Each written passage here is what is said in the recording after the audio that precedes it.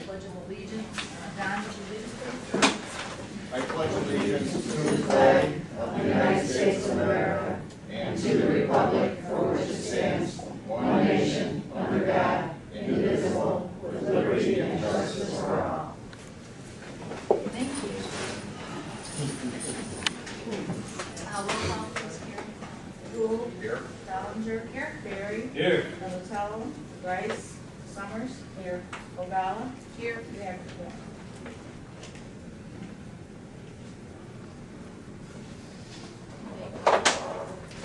The first thing on our agenda is approval of the minutes from our regular meeting held on July 6th. Moved by Summers, second by Gould. All in favor? Aye. Aye. Next you have on your report list is our miscellaneous reports from the Sunny Hill Nursing Home. That's reports we get every month on the different activities that are going on there. This month it's just the regular day-to-day operation. Oh, sorry.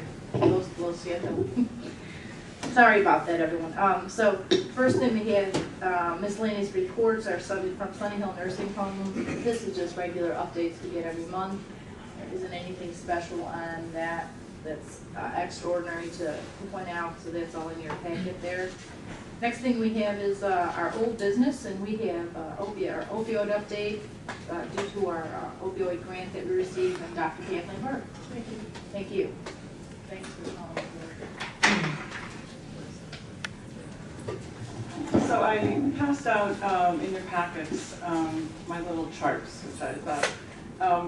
What I wanted to do today, because it's not that we've had significant changes in our numbers since the last time I reported, but what I did want to do was compare last year to this year at the same time period. And the good news is that we are not seeing as many deaths this year as the same time period as last year. And I think that has something to do with the Narcan. And because what I've also discovered is that the Narcan reports that are supposed to come to me, everybody isn't sending them. So we're actually dispensing a lot more Narcan than I initially thought. So I'm working on that, and now people are realizing that if they want to get in my report, they have to send me their copies. So that's always an incentive. Anyway, I've had police departments calling me, and they're going to take care of that. But between last year and this year at this time, as far as the distribution by race, it's primarily Caucasian disease, and that's representative in our statistics. Last year we had a little bit more African American. I think that is because we saw more multi-drug deaths, and this year we're not seeing that kind of dispersion, so we're seeing more fentanyl deaths. And with the fentanyls, you're seeing more of a white death pattern. As far as gender, men still far surpass women, but nationally, it's my understanding that women are, there's been a huge increase in women using opiates. And so we are behind that national trend, and I'm glad to see that, and hopefully we will stay that way. As far as our age distribution goes, again, it's a young disease, and we still see the primary target is folks in our 20s. And that is a significant impact economically as we move forward, that we're losing that generation. And we're seeing now hopefully you will be able to transition some of these folks into treatment, and that might be why you're seeing some of the 30-year-olds, the death rate is down a bit, but that's pure speculation on my part. As far as where the deaths are occurring, in comparison this year and last year, Joliet is still the highest rate of deaths in our area, and Lockport is our second highest. You know, what's interesting is the good news is that Braidwood and Wilmington, which were very high, they have gone down. and I'm not seeing the death rate there. So they put some things in place, both education as well as Narcan, as well as their Safe Passage program in Braidwood that is having an impact on the community. I was speaking to some folks there, and they're actually more concerned about the alcohol use in that community right now and its connection to people ending up with heroin. But I've also done a lot of Narcan training in that area, so I'm glad to see that we're seeing some impact on what people are doing. What this does tell you for the opiate deaths is that where we need to focus both our educational interests as well as making sure that Narcan and a Safe Passage program are available in these communities. Unfortunately, Romeoville is starting to pick up, and at Crest Hill, if I were to take a little corner, those three areas, Joliet, Crestwood, and Crest Hill and Romeoville are starting to see an increase, and because they're so close together, that tells me there's a concern there. And we are working with that police department for a Safe Passage program in Romeoville, as well as an educational program out there. So that's, I think, last year then I just showed the whole year, so you could get a sense of what a whole year looked like. But I thought it was helpful to have the 6-month kind of status. Any questions about that? Then that's my report. No, it continues though. I mean, this is just in our little daily journal from Kankakee, and then a big paper write up about it. You know, 114 people are dying each week, and it's like, that's a lot of people. And so it's good that we're proactive and that we've seen some numbers go down, and I'm sure that the Narcan training has certainly helped save a lot of people. So. Yes, and actually the president had appointed a commission to look at it, the problem, and Governor Christie is the chair of that commission, and their interim report just came out. And what was really, it was a good report, because sometimes you worry when they gather data where they're getting the information and the recommendations. But the recommendations are strong as far as treatment beds, that we do not have enough treatment beds, and the reason is because Medicaid does not allow us to have a treatment center with more than 15 Medicaid beds. And there are many, many more people who have Medicaid who need that. So that's why we're seeing a place like Stepping Stones not have enough capacity, because they are only allowed to take 15 patients for Medicaid, and the demand far surpasses that. So they're talking about having removing that barrier so that we can have more beds for Medicaid in treatment centers. That would also allow hospitals to have more treatment, because they're limited by the number of beds that they have overall. So that's a really positive thing, and I hope that happens really quickly. Sorry? I mean, I think it was a Keiko that I brought back relating to this. Go ahead, sure. One of the good things that I saw out there, and everybody here needs to be extremely proud of this, we are way ahead of the curve. As I said in those meetings, there was things that's like, we're already doing that, and we're already doing that, and it was like a very good feeling. However, we need to keep moving forward. She is showing firsthand what the education can do because of the number drop, and that is something we need to keep working on, and we need to start thinking outside the box as far as I feel, and again, these are my opinions as of doing this for a living. The good news is that they are looking at increasing beds. She indicated that, which is huge. I went to the judicial committee meeting the other day, and also attended the stepping up thing, which was part of the judicial thing, and they are working so closely hand in hand. Again, Will County is way ahead of the curve on that. That being said, we cannot drop the ball. We have to keep moving forward. We have to keep looking at new ways and thinking outside the box to educate people and bring people the help that they need. One of the things that Judge Carl was saying is they're actually triaging like you would in an emergency room, because this is a disease. The addiction and mental health are diseases, and actually the court system is looking at it that way. And again, I am doing the dance joy. When you go into an emergency room, they look at you, they assess you to figure out, well, it's your appendix, it's this, it's this. It's the same thing with mental health and addiction. And again, I'm from a medical standpoint on my end, I'm extremely happy to see this. One of the things also, because I go to the obscure things, right, Judy? That they had out there was the arts community in Columbus, Ohio has partnered with the county on working on this, whether it's through the judicial system or the mental health system that they have out there. Because, and you can explain this a little bit better than I can, one of the things that they're finding is the folks that do have these things, that's the side of the brain that they work with. They may not be the basketball or football player or the best person in class, but what they have is that side of the brain that they work with, and it has actually helped people with the mental health and addiction issues by them working hand in hand.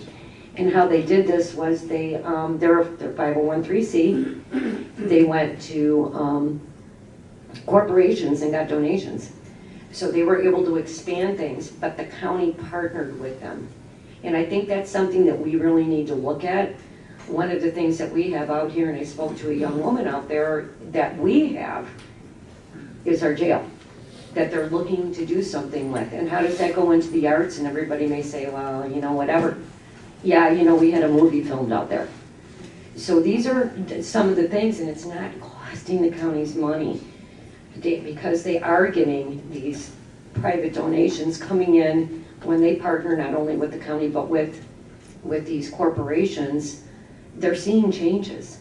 They're seeing huge changes, and we can't stop on this because this ultimately is going to cost us a lot of money. Every single session I sat in on was if we lose this Medicaid funding, it's all going to fall on the county. So actually public health and safety right now is probably one of the biggest parts in keeping our budgets under control. So you're doing a great job by bringing this stuff in. You are doing a phenomenal job, and I am just so excited and so glad I got to meet Judge Carly yesterday.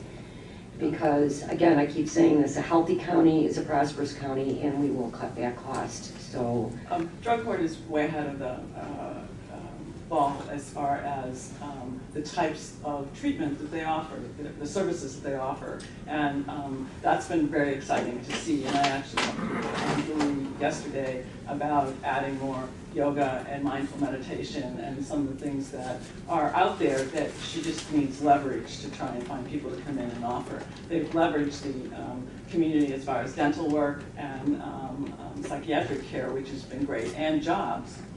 So the other part of it is that left brain, keeping people engaged in a way that they were never engaged through the school system. So, and it's also a very healthy form of treatment to be able to be expressing yourself in a way that is not always verbal. Right, positive. Yes, yes. So, and also the court, our drug court has a program of where they teach people to stop the criminal thinking, which is very progressive. And so I'm working really closely with our judicial system because they are implementing and have done things that is critical to what we can do outside in the community. And what also became clear is that they depend tremendously on our health department for the assessment of people within the jail systems. And it's that assessment that becomes critical in identifying where a person should go. Is it a combination of a mental health disorder and a substance use disorder? Is it one or the other? What types of services does this person need? Do they need to be in full-time day treatment or outpatient treatment? Those kind of situations and assessments are critical. And the behavioral health program at the health department is the foundation of that. And so I just can't stress that enough, that how important that is as we move forward, to be able to continually take care of the folks within our community who aren't necessarily incarcerated, but also are in our community and have no other care besides Medicaid or no payment at all. And the Medicaid expansion is extremely important to keeping people healthy. We would lose a lot of people that way. And they would end up being free care. And again, that is going to be, we're going to have to carry that one way or the other. So either we're going to have to expand our coroner's office because there'll be so many deaths from not having care, and or we're going to take care of it in treatment, and we're going to make sure that people get care when they need it, so they have healthy, productive lives. Yeah. So it's really good the work that we're doing. I do think that we're ahead of so many other counties, just the different things that we do and the different way you're looking at each approach. And Lori, that was a good update on that. It's interesting, maybe we should look into like an arts group in the area to see if they'd be willing to do that and come up with a 501c3 for us to do this. And that's something to look into. As a county. Yeah. And I mean, you were having people from other counties and states actually coming to this. So to me, that was really, really interesting. And even though I know that, that's something that needs to get put out there. And I have one other suggestion. Because we are so far ahead, we need to figure out a way for Kathleen and possibly Judge Carla to go out to NACO and talk about what we as a county have been doing to share with the other counties. I think that that's really important because they're asking, they want it, they need it, and somehow, some way, let's see if maybe we can make that suggestion and have her at a town hall, as well as Judge Carla, you know, highlighting what we've done to help the other counties. So that would make me very, very happy. One other thing that I did come back with was the fact that counties are now filing class action lawsuits against the pharmaceutical companies. Actually, I received a inquiry from a local law office, and I referred that to Nick because there is a lot of movement in that area, both from a national standpoint as well as a local standpoint. And the good news is I was asked to do a TV show on tomorrow. I go and I'm being interviewed for news on Sunday morning. ABC is taking us tomorrow. So Will County got involved. Okay, usually Lake County. So I'm sorry, let me brag a little bit. So the state's attorney from Lake County always gets called in for these things. This time, I got called to be with him. So that means that Will County is finally on the map out there. And what time is that on? On Sunday, I'm not sure. I'll get that information out to you. Anastasia will, but it's a 10-minute piece, so it's Good. really a nice So can I piece. see that in Kentucky? I don't know. Oh, she's out of town, that's right. Please send it to me. Just somehow get it.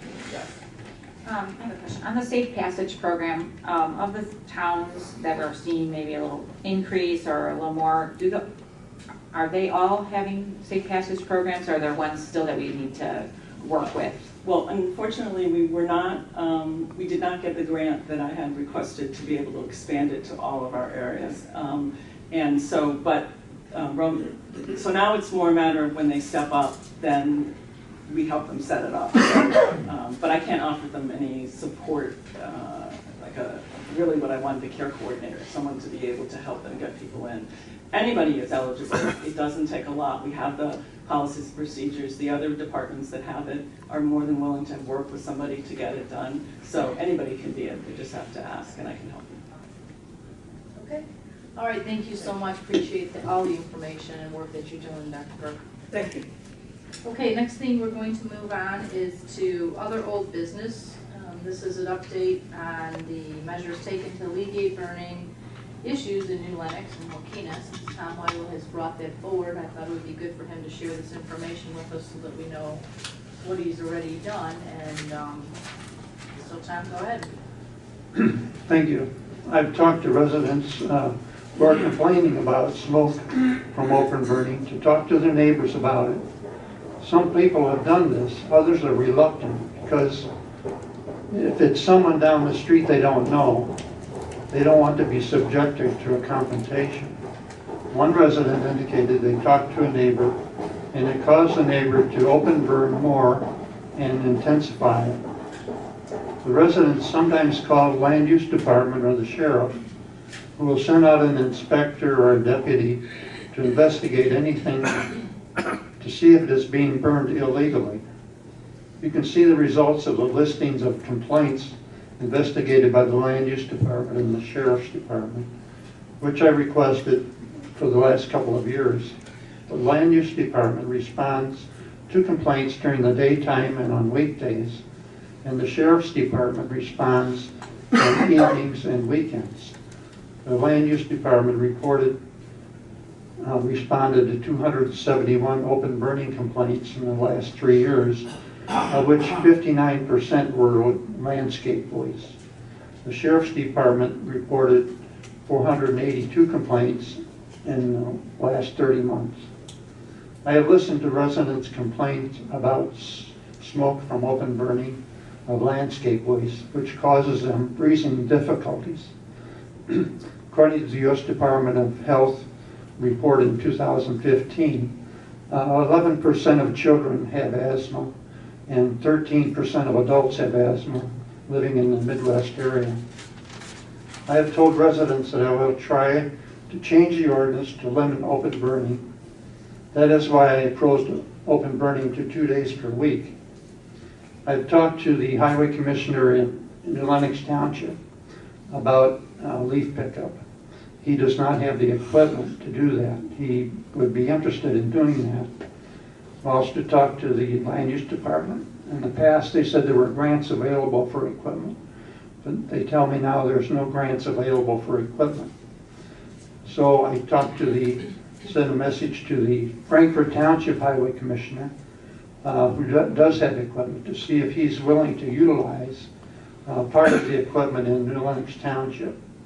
But I have not yet gotten a response on that. Even if they do pick up the leaves, people still like to burn for some reason, and it will still be a problem whether the leaf pickup is being provided or not. If the committee does not agree with my proposal, you may want to consider a model ordinance which was prepared a year or so ago by the Land Use Department, the Sheriff's Department, and Bruce Freifeld. If you have other recommendations to improve the county ordinance, I would like to hear about them. There were 2 emails sent recently to me concerning people that didn't like the open burning. I forwarded them to Karen and asked her to forward them to the committee. However, I understand that Judy didn't want the committee to see them. I think this is not being transparent. If residents are complaining, they should, and they're sending me emails, I think it should be provided to the committee so that they can see what is happening in the community. That's all I have, and I appreciate any future work that you can do on this area. Okay, so what I understand that you've done is you've talked to some of the residents, you've asked the residents to talk to their neighbors. Some are willing, some are not. You have talked to the New Lenox Township Road Commissioner about leaf pickup. He doesn't have the equipment. You've recently sent a letter to email or to Frankfort Township or a message there, because I know that they do have the equipment. So that is something that's been recently done, nothing that was done in the past, I guess. So there are probably other proactive ways to go about it, is to have a conversation, pass out a letter within the communities that this issue is happening in. Burning landscape waste, especially all the branches that fall down after a storm, is the most efficient way to get rid of it when you live in a rural area. And rural residents do like to burn. I know that leaf burning causes that big smoke issue there. And the reason why we haven't sent out all the emails is because the emails were being directed to everybody all the time, and so we were asking to go ahead and just compile them to we're at the point of reviewing that part of it.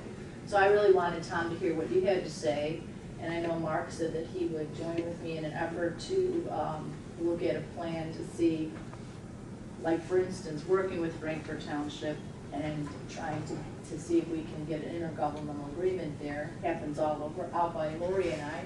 Our road districts do intergovernmental agreements all the time and work together. Each one owns a piece of equipment and they share in other costs. It works out really well. We've done it for years and years between 3 townships. Will, Peatone, and Washington. So I'd like to see. So I'd like to see us move into that direction. I know that leaf burning is an issue, and I do all for everybody. It's an issue because if you have a lot of leaves and you have a lot of waste, you want to burn it. And if you don't like to have the burning next door because you do have an asthma issue or something like that, then that becomes an issue for you as well. bad thing is you should be a good neighbor and try and work that out. As far as the retaliation goes, I don't know how you could burn more. Do you just generate more branches that fall down and gather your neighbor's leaves? I'm not quite sure how you retaliate. If that neighbor retaliated on me and he was burning out of code, I would call the cops constantly on him. I'd call land use constantly on him so he could be fined all the time. Because you can only have so much on your property that falls down. So I did want to hear that. I think it's a good report, Tom. Does anyone else have anything that they'd like to add? Okay, according to my math, and it's fuzzy math, is in the last, what, 30 months between the two figures you had, is that correct? 30 months between land use and the sheriff's department. That's, and I'm going to upgrade it to about 800 people. Is that correct? They had complaints in 30 months. There's 700,000 people in the county. Yeah, but 80% of them live in towns that don't have allow leaf burning. But some towns do, not 80%. I don't even think it's that high, to be honest with you. If you look at towns, and I'm not talking about population of towns, I'm talking about if you count every single town in the county, and no matter how small it is. So I think 80 is a little high. That's less than 1% of the population in the county that's even complaining. So I understand where you're coming from. I sympathize with the people, but when I look at things that are happening, I have to look at how many people are complaining and the percentage of it, and is it more than half the people, and this is not proving to be more than half. Okay, and then I know that Tim is here. You guys were going to look at to see where there was a duplication of the different complaints. So I know that a complaint can come in. I could complain because Don likes to put his dog out when I'm trying to take a nap.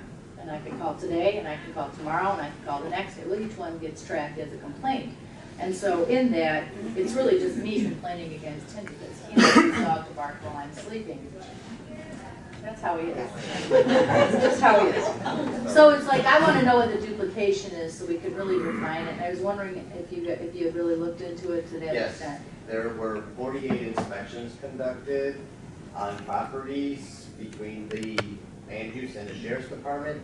Out of those 48 sites, 112 inspections were conducted on those sites as repetitive. So you're averaging around 3 per over the last 3 years. Yeah, and I would expect that to be the case, because if somebody is upset with something that's going on and they believe it isn't accurate, then they're going to go ahead and do that. And the repeats are usually the Joliet, Lockport, and that's it. Joliet and Lockport are repetitive. I think there was one in New Lenox that we repeated, but the rest, the majority came from the Lockport and Joliet area. Okay.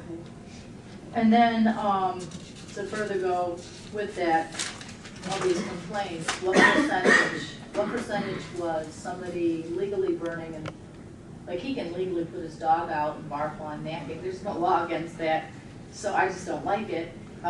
So what was that versus she has animals from Africa in her backyard that are eating my dogs? I don't know, kind of crazy. So she is, my complaint to her is she is actually in violation completely. He is not, he just has a dog that barks a lot. So what is that difference? Right. It's hard to determine that because the sheriff's department looks at things different than the land use department. Okay. Illegal burning is you're burning garbage, but basically we're more interested in leaf burning, landscape waste burning. There is a lot of garbage burning in the Lockport and Joliet area. So with the leaf burning, I believe it was 27% of the total number of complaints that we received was about leaf burning, the actual ordinance setback distances. 27%, that's really small. Yes. Okay, thank you. I think that's a lot of good information. We can all talk amongst ourselves and see what kind of things we want. We want to go forward with what we want to look at, where we can see if there's room for improvement. Go ahead. Last time this was at the Safety, Health and Safety Committee. It was pointed out that there was a contractor who would go to his jobs, collect leaves and bring them home to New Lenox. And was that ever corrected, Tom? Or is that still going on? I'm not familiar with that case. Because that was like one of the main things that was complained about. The contractors who did landscaping cleaned up people's yards, but brought it home, and rather than dispose of it in the right way, burned it all at their house. Right, and that's illegal. Right. And that, I'm wondering if that was ever corrected. I have no idea. I'm the New Lenox inspector, and I'm not familiar with that site. If you got me an address, I could determine if I do have that site. Okay. Okay. Anyone else? Okay, Tom, thank you so much, and, well, wouldn't they come during public comment? Okay, we will now going to move on to our next new business, which is the EMA Smartphone Emergency Preparedness App. Ready, Will Cummings. Good morning, everyone. Good morning. Thank you for making time for me. I appreciate it. Welcome, Tom. Thank you for coming. Well, this is going to get the laptop for the projector turned back on, and I'll show you what we've been up to. I'll be brief with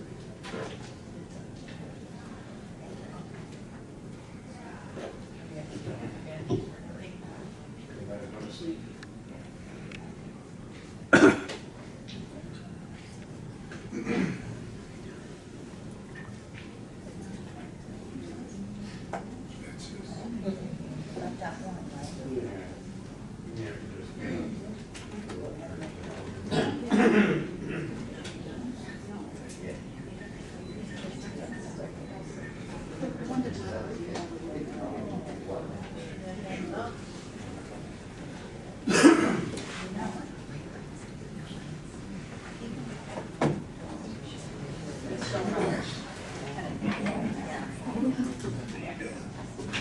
Well, good morning again.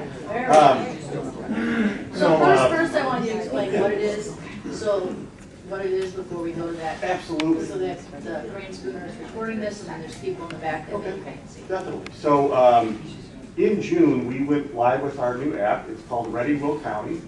It's available on both Apple iOS devices and Android devices. Thank you, right? Someone's downloaded it right there. It's a big yellow app. It's a free download for residents.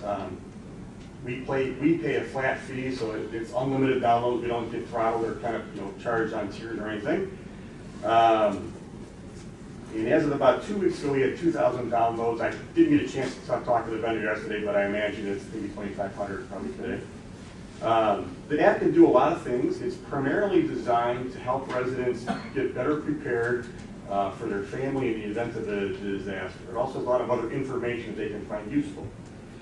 It can be set up to receive weather alerts, and we have the ability to push messages and alerts to residents who have downloaded that app. So we like that feature. Additionally, you can see kind of at the top there's a little bit of a headline going across there, like latest news, and then there's like a today's forecast.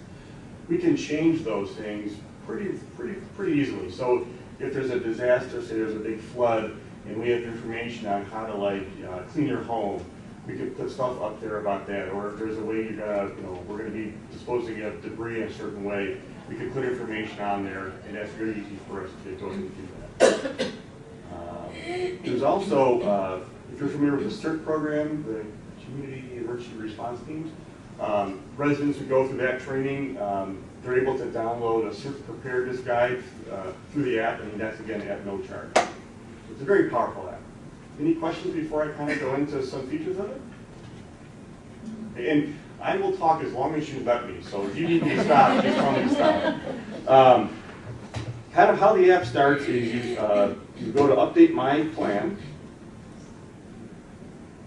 and you tell a little bit about your household. So there's 2 adults where I live at, there's 2 children, and I have no babies. That's okay. And I have nobody who has special needs in my home. I'm happy to not be changing diapers still. If I had any pets, which I presently don't, I could put information in about that, and I could put a pet buddy, so in the event of an emergency, who could help me take care of my animals. For my family, I can designate an emergency place that we're going to meet. So I put Mrs. Smith's house, and her phone number is this. That's the best joke I could come up with. Those Tommy Two-Tone fans. All right, somebody caught that. Thank you. Appreciate that. I was up late last night getting ready. I thought, you know what, somebody might see. I can designate an out-of-town contact. So someone who would not be in the immediate area could possibly be damaged, right? So Harold lives at 123 Main Street in Phoenix, and there's his email and phone number. I can also click this box and tell them that this person can get text messages. And I'll show you how we can do that in just a couple minutes here. And finally, the last thing it does, I can pick contacts out of my contacts in my phone or my iPad, and I can link them to this so that if I'm in an emergency, I can quickly send messages to them that says, hey, I'm okay, or I need help. So once I've done all of that, I could update my plan, and it says, ta-da, you've updated it. And based on the information you put into there, it now helps you craft your preparedness kits. So I'll click on my plan. Actually, I'll show you. We'll go back to the home page, and I'll click on my plan dashboard. And now it says, hey, you need to do some things here, right? So start gathering the items you need for your supply kit. So you tap on that, and you need water and food, right? So if I click on that, based on my parameters I put in the number of people in my house, it says I need 12 gallons of water, I need 18 cans of meat and whatnot. And as I go through, right, I can make a little shopping list out of it. And when I'm done with that, I just check that box off. And do I have a portable battery-powered TV or radio? Yep, I've got that, and I've got flashlights, and I've got a first aid kit, but what I really need to have is all this stuff that's on here, right? I need some 2-inch tape and hand wipes, alcohol wipes, some gloves, tongue depressors for making popsicles, and, soap and cold packs. And so anything you possibly would want in a first aid kit, you can just take it with you and check it off as you buy it, or as you have it. And then I've got that part done. I've got sanitation things, right? Toilet paper, hand wipes. I've got some waterproof matches, a whistle for the kids. Extra clothing, right? So that maybe it's going to be cold or hot out. You want to make sure you're prepared for that season. Can opener, because you've got cans in your first aid, your 72-hour supply kit. Cash, because ATMs and banks might be closed. Make sure we have that. If I had medications, or in my case I have to have glasses, I'll make sure I have my spare glasses in case my glasses get broken. If you have hearing aids, hearing aid batteries, those kinds of things. And the list goes on and on, right? So cell phone charger, all kinds of things, right? And so when I've done all that, I can check that box off. And so ultimately you go through all these things and you've prepared yourself by having all the things you should have in your kit. And it really helps residents out. Really nice. Yeah, thank you. We also, so the emergency now, I can go over that really quick too. So I talked earlier about I can link people to it. I can click share my status, and I say I'm safe, and if I had linked people, it would send it to them. So it would know that, you know, we went through Will County and my area was hit, but I'm okay. You can do it really, really quickly.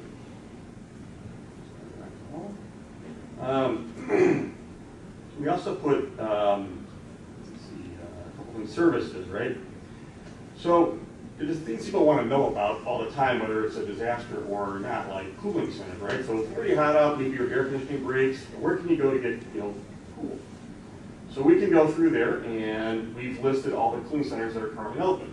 And if I had my Wi-Fi and my GPS from down, it would be more accurate to what's around us, but this is what's in the area. Additionally, like, fire stations. You need to get some kind of emergency care. If you can't get on 911, you can go there.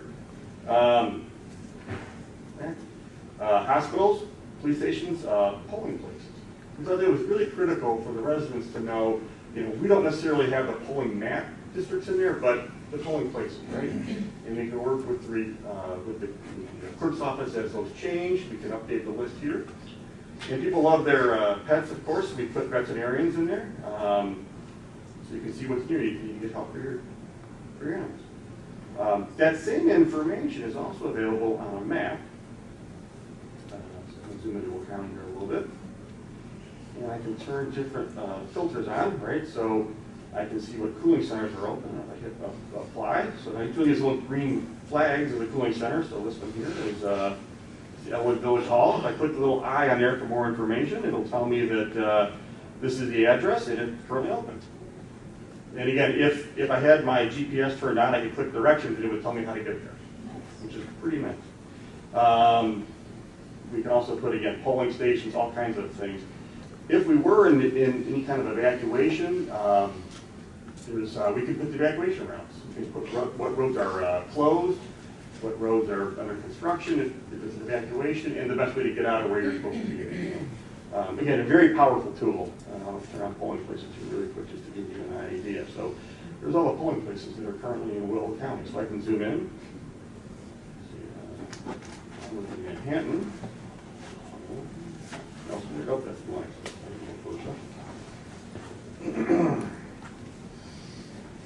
Community center, right?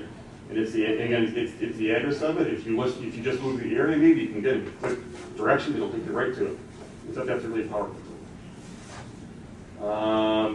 The other thing we have is this thing called Need to Know, and these are kind of what we call quick guides. So if there's a tornado, things you need to know like right away, right? So you click on that,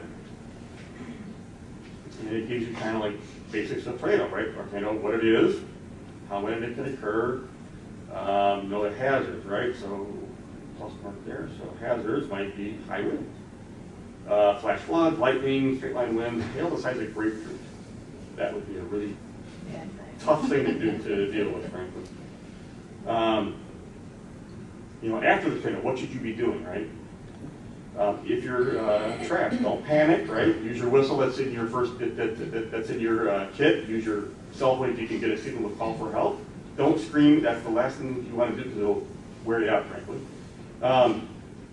This is show and tell part, right? So if you have the app and your phone's charged, the app will make noise. People can maybe find you. I don't think there's a light on this thing, but you can set up a little beacon on using your camera's flash. Like how you want to safely inspect and clean up, right? So you have debris, right? So beware of nails and wear hard hats and gloves, those kinds of things. So, and what's really nice too is that the app will run offline.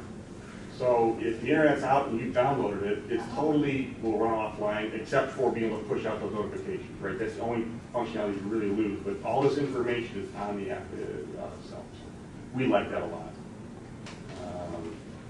I mentioned the CERT program earlier. For folks who have gone through that CERT program, these are basically the courses that they've gone through. So it can be a refresher for them, or it can be a just-in-time training kind of thing. So you'll fire us a freshman say, oops, I didn't download it. I'm very sorry. So we'll cancel that. But again, at a really high altitude, right, it's a way for residents to be better prepared, to know what to put in their emergency kits, to know how to contact people in time of the emergency, as well as during an emergency, what they should be doing. And thank you. We have the ability once a year to kind of change some of the topics. So if we find a new topic we think would be better to replace maybe tornadoes for some reason, we can take that out and put that back in. And so I have a question then. So let's just say I was in a tornado, my phone blew to Lori's house. She finds it luckily. Sure. But is there anything where I could go to Lori and maybe my phone is gone and I say, is there any way that we can get the information off my phone and that app through some other way so she could contact you guys to say, hey, listen, send out information to all Judy's contacts. She's lost her phone in the tornado. She's with me. I've got my phone, but I don't have that app on. Plus, I wouldn't have her data. We can't do that, and part of that is kind of the big brother mentality, right? We're going to want to look into your phone and see in your device. That's a function I will take back and suggest to our. Well, I'm just thinking as far as if you are in a tornado and you've lost your phone and satellite, you don't have any connection where you're at, and people are wondering, are you safe? Sure. So how, what could we do with that? How does that work with the emergency contact that you said you had, like you don't have your phone? Yeah. If you had the emergency contact in the app, would somebody else be able to just click and say, I'm safe? Like, would somebody from the EMA department be able to No, we assist? wouldn't be able to do that. It's very much a user feature. They'd have to actually have the device at their disposal. Okay, and I'm sure most people appreciate that. Sure, yeah, we don't want to be helping people too much as far as. This is one of my jobs was home health as Sure. well, and one of the things that we did do, we did an emergency evacuation plan based on, and you know what, this is awesome because most of the people had no idea. You would ask them, where would you go? No clue. So, very good. This is great, and I'm gonna push this out in our area as quickly as possible. Yeah. Yes, please. So- If you search, I think if you search in the app stores for Ready Will County, it should pop right up. Okay. Yes, sir. I want to commend you for your work. This is excellent.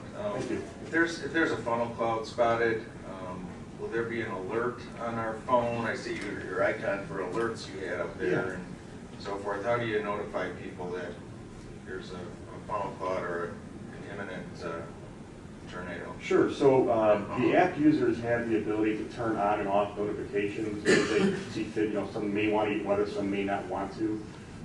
It's generally triggered on the Weather Service issuing watches in the morning. So that's very much an automated feature. So if you know, tornado watch is issued for Will County and the user has configured their app to get notifications, they would get an alert from that.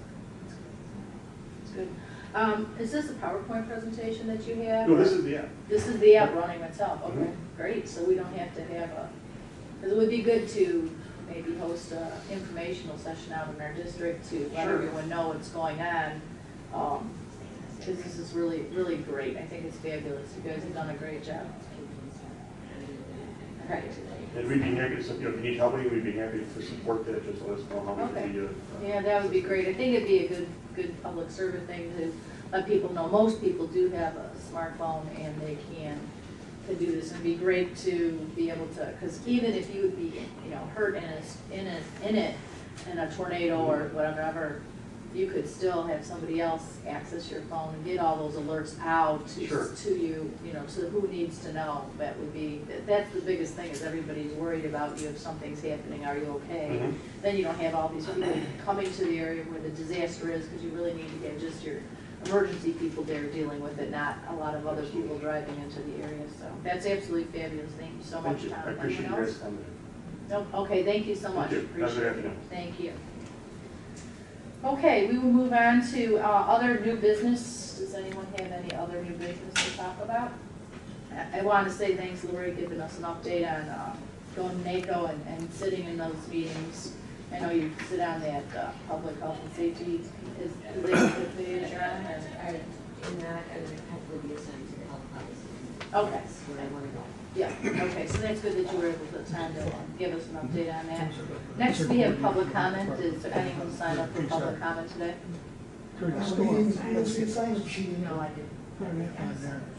Okay, well then why don't you go ahead, come forward one at a time, and then just state your name, and then she can record you, please.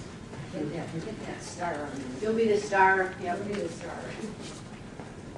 Yeah, Al Gutierrez here, Sharp Road, Uncorporated Elwood. Now, on this leaf burning, we've come to meetings and everything. Yes, it does take common sense.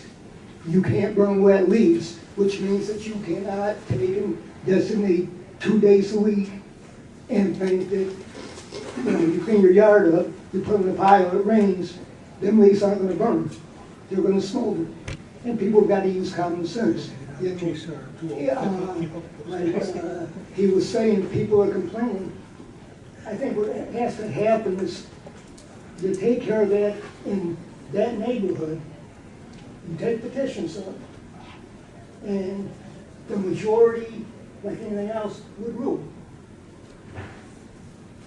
You know, when you start talking about your leaf pickup equipment, you don't only have to have the vacuum, you've got to have the truck to put it in, you've got to have the driver and an operator, and you also have to have a place to dispose of them.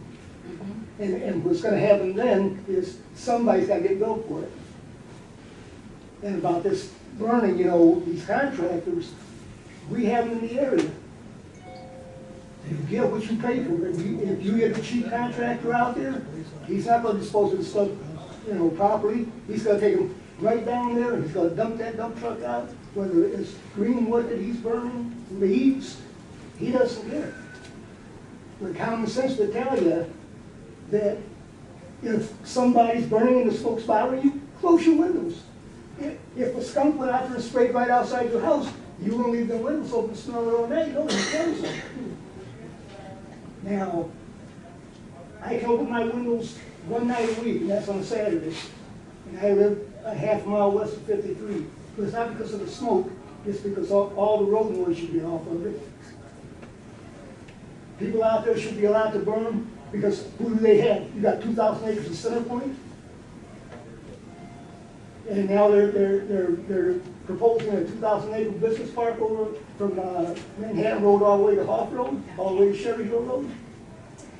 Do we call up and complain about the trucks, and we're gonna get somebody out here and say, okay, we just won't have trucks? No.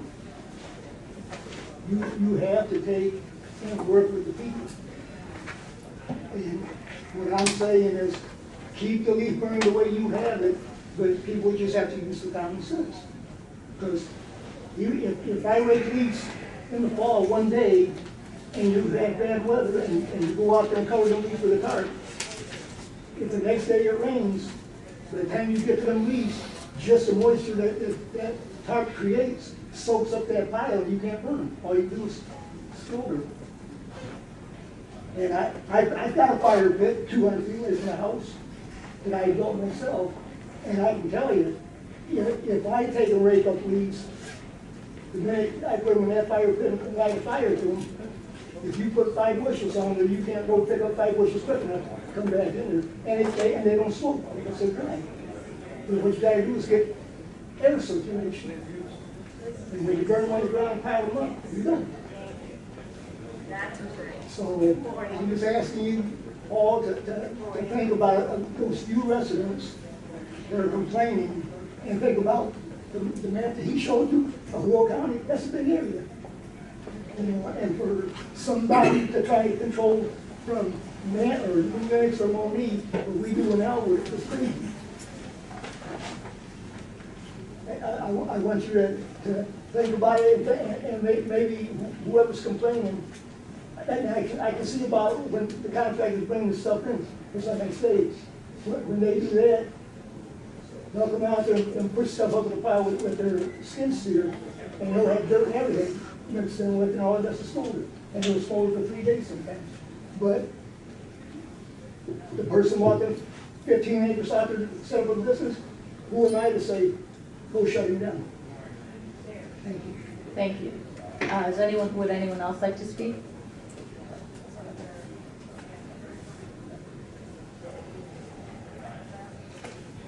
You just state your name for us, please.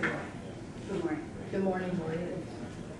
Marlene Lewis, WWIS. I've been here before, so I'm not going to go into the fact of what we do to be a very considerate burner. I've said that all along, and I do think we are part of the many, many people out there who are very considerate burners. And yes, we have a whole lot of leaves. The way I see it every season, because we've lived here for 48, 49 years, those leaves kind of peak about the middle of October. They're beautiful, so enjoy them while they're still on the trees. Then they come down, and I think we're talking probably approximately 6 weeks. We're talking about people getting those leaves into piles the last 2 weeks of October, and possibly all of November. Most people get done by Thanksgiving, but even if you have the whole month of November and 2 weeks in October, we're talking about 6 weeks of burning leaves compared to all the other time. You know, if you see a big pile of dry leaves, just like Al Gutierrez just said, it'll go up in no time at all. So that's what you need to burn with the wind being right. If you come, and I've been thinking a lot about the proposal of 2 days a week, that's going to force people to burn because they have to take either this day or that day, and they will burn no matter how their leaves are doing back there in your burn area. So you're going to have some smoking leaves. And I've also noticed that some people, they take their leaves and gather them up and dump them on somebody else's property. And that's not a solution. And how are you being a good neighbor when that happens? And we've seen that happen in our area. So, I know there's people out there, and I see they need help, but there are times when people are burning in our area and we don't have air conditioning. So we just closed the windows for a while, and probably about 8, 9, 10 hours later, we're able to open them up. But that isn't kind of a big deal, I don't think. So maybe that's what some of those people will have to do. Also, I thank you for considering what I had to say today. Thank you, Thanks.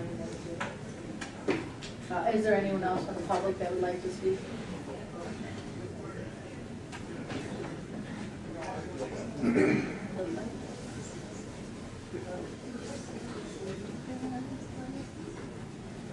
My name's Alan Lewis, and we've been through this like 4 different times, I think.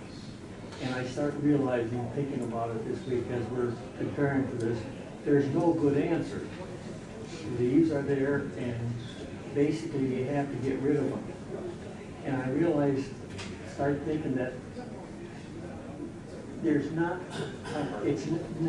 many things that are all good. And I listened to the drug report, and I realized all the effort and money spent on that, and it's improving, but there's no good answer. And I think leaf burning falls into this. We put up with a lot of things when you think about it that are not all good. Cars, you know, we put up with the smell, the exhaust, the traffic, the deaths, and we aren't going to give up our cars, but we do the best we can. And I feel like we're rehashing this, and I like the idea that you're educating people and trying to be considerate. But as far as going over this, I think we've been doing this for 4 years now, and I would like a resolution. And I also like, if we're talking about leaf burning, but we're not talking about stick burning or tree burning or different things like that. Because we all, well, if you have a lot of trees, you have a lot of sticks. And but actually the sticks accelerate leaf burning, and if you get a lot of heat, that helps fires too. Anyway, thank you. Thank you. Would anyone else like to speak?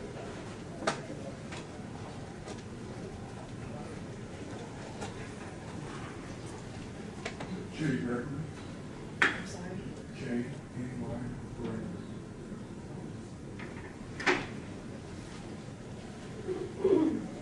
I think this is the 3rd time I've been down there for the leaf burning. I burn all the time. I'm guilty. I burn once a day, all week long, 5 days a week. I probably bought thousands of ash trees, hundreds of pine trees. I own maybe 50 acres of entirely wooded property. I burn every day except Saturday and Sunday. You know, I consider my work to take care of the property, and I don't work on the weekends usually. I think this is a density problem. Always has been. The closer the people are, the less trees they have, the bigger the density. Where there's less people and way more trees, lesser complaints. I was guilty of burning. I went to, got a ticket. I was burning on my farm, and I had a big fire. The policeman happened to see the flames. He called the fire department. He actually called Manhattan Fire Department. I live in Joliet Township. So I had the Manhattan Fire Department in Joliet Township. It's kind of strange. In fact, my insurance agent was one of the firemen that asked me what the hell I was doing, or what the hell they were doing there, I guess. But anyhow, I had to go to court. Your little court downstairs here. They looked at my zoning, and I'm a farm, and it was fine. But I had to spend the whole day down there, night, down here at your court to tell them that they looked at the zoning, residential ordinance didn't apply. So I really think it's something I have to do with my property. It would be prohibitive to take care of and all. I mean, I'd be spending hundreds of thousands of dollars grinding trees, loading them up, and then what do I do with the waste? I mean, there's no good thing. The township has, I don't know how many miles of parkways. They all have trees in them, and the county has all the parkways. They don't do a damn thing with them. They don't do anything with the branches. They don't do anything with the leaves. Unless they fall down across the road, then they'll come remove them. Even if they're dead, they won't remove them. So, and it's up to the homeowner supposedly to take care of the county or the township's property also. So if you have township property that's a problem, you collect their debris, then what do you do with the township's debris? I mean, the only thing I can do with it is burn it. If you use some common sense when you're burning, we have an existing ordinance. If you abide by it, it's fine. But there's places that have rules that say you can't burn. You can't get rid of your electronics in the garbage. You can't get rid of your tires. You have to pay to get rid of that. So they all end up on my property. I mean, somebody pairs them from a place that is banned and dumps them on my property. And what do I do with them? Why is that my problem? I mean, just because another municipality next door doesn't want you to take care of their crap, they throw it onto my property, which somebody laughed at, but that's the solution, is to dump it on. I mean, I had couches, I had tires. I mean, the township and I have a regular relationship. They didn't remove all those, and they're actually dumped on my property or my parkway. If they didn't come and remove them, I would have no way to get rid of that. I can't burn rubber, I can't burn TVs, I can't burn that, but that's all thrown because somebody's banned it somewhere, and now it's in my backyard. And I don't know what to do about it. You've got a big problem because you have a density problem. If you've got somebody burning stuff right next to somebody who's got a problem, and you have to address that somehow differently than the rules. Your rules are good. They're pretty liberal, and they allow me to take care of my property and everybody else here. So I don't think you should change the rules. I think they're restrictive enough. And I thought we settled this last year. I thought we settled the year before. I thought we settled 5 years ago. I don't know what else to tell you. It seems a Groundhog Day here. I agree with you, Jay. It does seem like Groundhog Day. I'd like to comment. The farmers are exempt, so what I propose wouldn't affect the farmers. You can continue to burn all the time. Well, that's not true, sir. I got a ticket for burning on a farm. That's all I got to say about that. Thank you. Go ahead. I just want to say, I think we've heard from a lot of people today who live in unincorporated Will County. We have to be continually reminded that this board makes ordinances for people who live in unincorporated areas. They have to live with what we do. We've got a lot of seniors here living on fixed incomes, unincorporated Will County. Tom, you can force them to sign contracts with lawn care companies so they come out 12, 15 times a year. How much are they supposed to pay? You know, you're asking these people to pay, sign contracts with companies to take care of their yards when they've been living in Will County their entire lives. I didn't say that. Who speaks for them? They had to pick it up. They can still burn 2 days a week is what I propose. 2 days, then it's 1 day, then it's forget it. You're done. If you don't like this proposal, vote it down. I'll go away. We've been talking about this for 4 years. The only one who keeps bringing it up is you. Mr. Babbitt used to bring it up. We rewrote the ordinance after Joe was here. We rewrote the ordinance in 2013. I get the complaints. I respond to my constituents. Try to do what they ask me to do. Okay, so But like the gentleman said, and I'm going to explain this, I've been through this and I understand it. The problem does not come from areas that are unincorporated. The problem comes from areas that border municipalities. That's where the problem comes in. You have a problem with Mokina. You have a problem with Mokina and unincorporated, where they touch each other. Okay, that's where the problem is. But why can't that problem be addressed separately than to tell people in Jackson Township, Wesley Township, oh, you have to live by this rule because Mokina doesn't like the rules. We received emails from all over the county, not just New Lenox or Mokina. There were Plentyfield, Joliet, Wilmington, Lockport, other towns that had a similar problems. A lot of people just don't come forward. They just ignore the problem and live with it. Okay, so I'd like to wrap it up because we do have another meeting after this. I appreciate everybody coming. I also live on a farm, Jay, and I do know that, and I also worked for a rural road district at one time for about 7 years. And I can't tell you how many bags of leaves, smelly leaves, I picked up or opened up so they could dry out and, you know, disintegrate back into nothing.